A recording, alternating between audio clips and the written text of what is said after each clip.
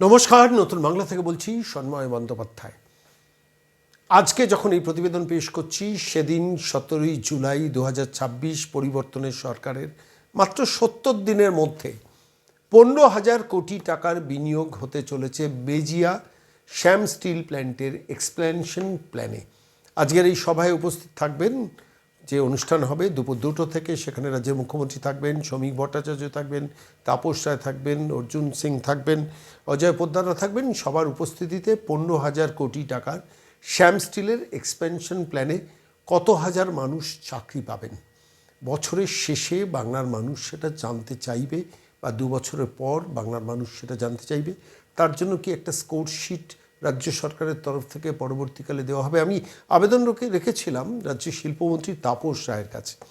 গতকাল গভীর রাতে তাকে ফোনে ধরেছিলাম, প্রশ্ন করেছিলাম এবং বলেও ছিলাম যে এই প্রথম রাজ্যের মন্ত্রীদের সঙ্গে সরাসরি রাত বিরেতেও কথা বলা যায়, তাদের কাছ থেকে তথ্য নেওয়া যায় এবং তাদের কাছে তাদেরকেও সাধারণ মানুষের তরফ থেকে কিছু পরামর্শ পৌঁছে দেওয়া যায়। শিল্পমন্ত্রী তাপস রায় মাটিতে পা দিয়ে চলেন, ফলত তাকে বাংলার মানুষের হয়ে নতুন বাংলার পক্ষ থেকে আমরা আমাদের কিছু বক্তব্য তাঁর কাছে রেখেছি এবং তাঁর কাছ থেকেও নির্দিষ্ট কিছু অ্যাসিওরেন্স চেয়েছি যে বাংলার মানুষ তো দিনের পর দিন বিশ্ববঙ্গ বাণিজ্য সম্মেলনের নামে কোটি কোটি টাকার ইনভেস্টমেন্টের গল্প শুনে পেট ভরিয়েছে। এবার এই রাজ্য সরকার যখন জুলাই মাসে পরপর 3টে, প্রথমত আপনারা জানেন ইতিমধ্যে লাক্সকোজি 600 কোটি টাকা, তারপর আজকে যখন এর শ্যাম স্টিলের অনুষ্ঠান হচ্ছে তখন প্রায় 15,000 কোটি টাকা ধাপে ধাপে তারা বিনিয়োগ করতে চলেছেন এই পশ্চিমবঙ্গের মাটিতে। আর কিছুদিনের মধ্যেই আমুল তাদের সারা পৃথিবীর বৃহত্তম কারখানা এই পশ্চিমবঙ্গের হাওড়া, সম্ভবত সাঁতরাগাছি বা নির্দিষ্ট কোনো একটি অঞ্চলে করবেন, সেখানে 600 থেকে 650 কোটি টাকার বিনিয়োগ হবে। তাপসবাবু আরও কিছু তথ্য দিলেন।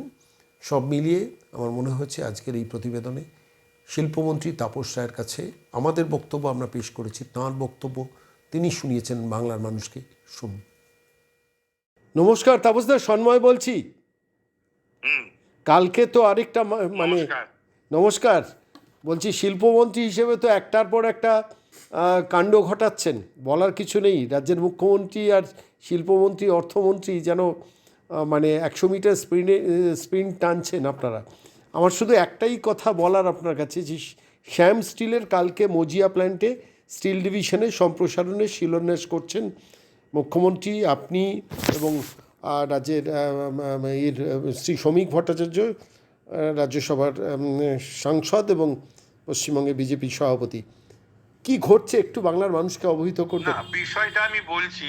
বিষয়টা বাংলায় কেন যে কয়েক দশক ধরে, আমি এটাই শুধু ভাবছি যেদিন থেকে আমি এই কার্যভার গ্রহণ করেছি, যে কেন করেনি বাংলায় শিল্পের এত মানে হওয়ার যে সমস্ত রকমের সুযোগ সুবিধা রয়েছে, সেটা যেন প্রকৃতি দিয়েছে, ঈশ্বর যেন ঢেলে দিয়েছে, তাতেও কেন শিল্প হয়নি। এটা একেবারে একটি গবেষণা করার বিষয়, লাস্ট সরকার এবং তার আগের সরকার।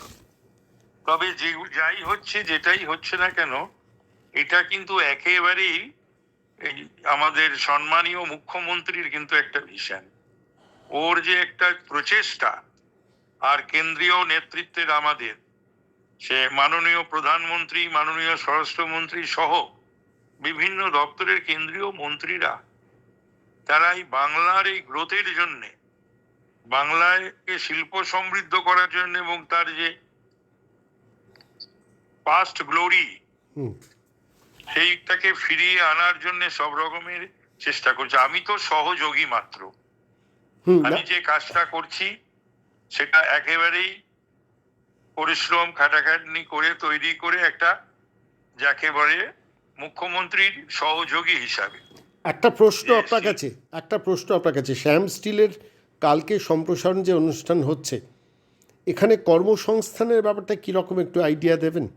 না, এখন তো আমাদের মুখ্যমন্ত্রী যেটা ভেবেছেন এবং বলেছেন যে আমরা ইনসেন্টিভ দেবো, সেটা কিন্তু ওই কর্মসংস্থানের ওপরে, ইনভেস্টমেন্টের ওপরে নয়। আচ্ছা, কর্মসংস্থানের ওপরে সেইটা।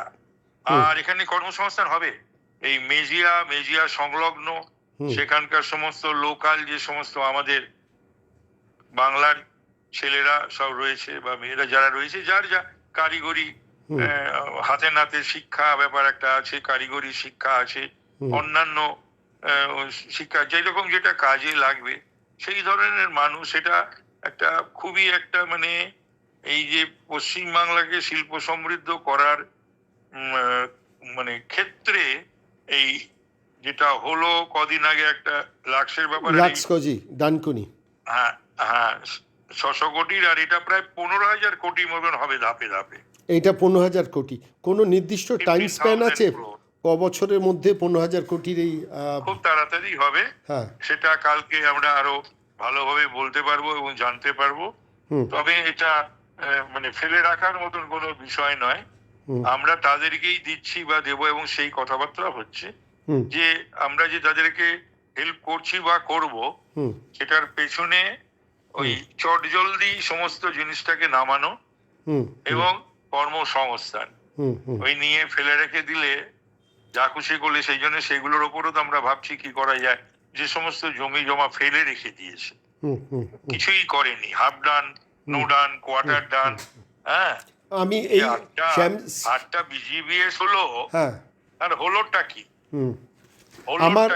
আমার তাপসদা আপনার কাছে একটা ছোট্ট অনুরোধ থাকবে বাংলার একজন নাগরিক হিসেবে, কারণ আপনারা এত ট্রান্সপারেন্ট ওয়েতে সমস্ত কাজগুলো করছেন, সেই জন্যই বলছি যে at the end of the year বা 1 বছর অন্তর 2 বছর অন্তর এই যে ইনভেস্টমেন্টগুলো আপনারা এনশিওর করছেন পশ্চিমবঙ্গের মাটিতে, যেটা হতে পারতো হয়নি, আজকে শুভেন্দু অধিকারী, আপনি, শ্রমিক ভট্টাচার্য, আপনাদের নেতৃত্বে পুরো ব্যাপারটা হচ্ছে, একটা যেন স্কোরশিট সরকার বার করে। এটা আমার আপনার কাছে একটা অনুরোধ রইল একজন সাধারণ নাগরিক।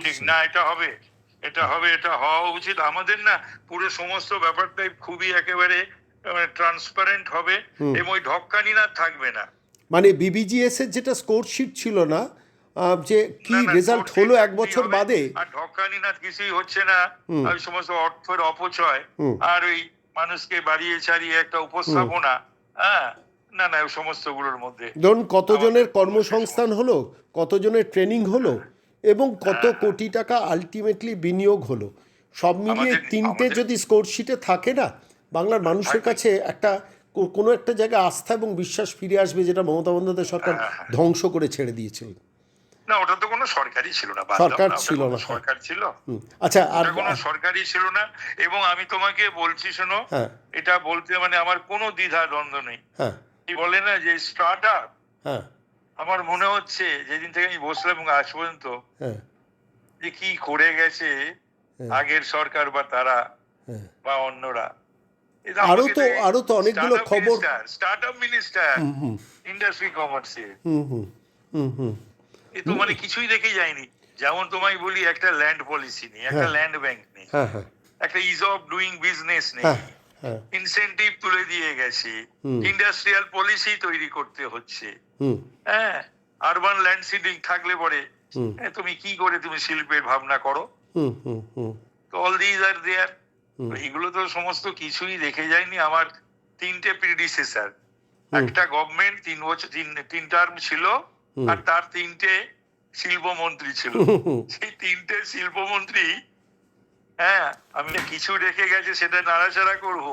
আমি সেদিন ভাবছিলাম তাপসদা, 1 জুলাই বিধান রায়ের জন্মদিন, মৃত্যুদিন। বিধান রায় তো পশ্চিমবঙ্গের শেষ শিল্পের কারিগর ছিলেন, তো সেই জুলাই মাসেই আপনারা 3টে উপহার দিচ্ছেন বাংলার মাটিকে, লাক্সকজির 600 কোটি, এই শ্যাম স্টিলের 1,500 কোটি, আবার সামনে 15,000 কোটি, সরি, আর আমুলেরও একটা বড় ইনভেস্টমেন্ট এই মাসেই বোধহয় আপনারা, সেটাও 650 কোটি। তো মানে প্রায় আমি বলছি জুলাই মাসটাকে কি আপনারা শিল্পোদ্যোগের মাস হিসেবে চিহ্নিত করে ফেললেন? এবং আমি বলছি যে ফার্স্ট উইক অফ অগাস্টেও একটা হতে চলেছে দুর্গাপুরে। আচ্ছা, ডেটটা ফিক্সড হয়নি, পুজোর আগেও কয়েকটা হবে, ডিসেম্বরের আগে কয়েকটা হবে। আরেকটা ছোট্ট অনুরোধ আপনার কাছে থাকবে, আপনি শিল্পমন্ত্রী এবং অত্যন্ত মাটিতে পা দেওয়া শিল্পমন্ত্রী, সেই জন্যই বলছি, সমস্ত বন্ধ কারখানার জমি যেগুলো পূর্বের সরকার হাত বদল করে দিয়ে চলে গিয়েছিল, একটু রক্ষা করার দিকে একটু খেয়াল রাখবেন, প্রচুর জায়গা আছে। সেদিকেও চিন্তা ভাবনা রয়েছে মুখ্যমন্ত্রী, হ্যাঁ, বিশেষ আমি আপনাকে আমাদেরও রয়েছে। আমি আপনাকে এবং মুখ্যমন্ত্রীকে একটা নির্দিষ্ট তথ্য পাঠাবো। 42 বিঘের একটি কারখানার জমি পূর্বতন সরকার একটু হস্তান্তর করে দিয়ে তার আর্থিকভাবে তারা লাভবান হয়ে চলে গেছে। যদি রক্ষা করা যায়, সেখানে কারখানার জমিতে যদি কারখানা করা যায়, একটু দেখবেন। আমি প্রকাশ্যে আর বললাম না নামগুলো, আমি ডিটেলসে আপনার কাছে পাঠাবো। হ্যাঁ, পাঠিয়ে। তাপসদা, অনেক ধন্যবাদ। এত রাতে Thank কোনো you. মন্ত্রী মহোদয় কথার উত্তর দেবেন ভাবিনি। এটাই thank বোধহয় you, পরিবর্তনের পাওনা। My pleasure. Thank you. অনেক ধন্যবাদ, ভালো থাকবেন, নমস্কার। ঠিক, নমস্কার।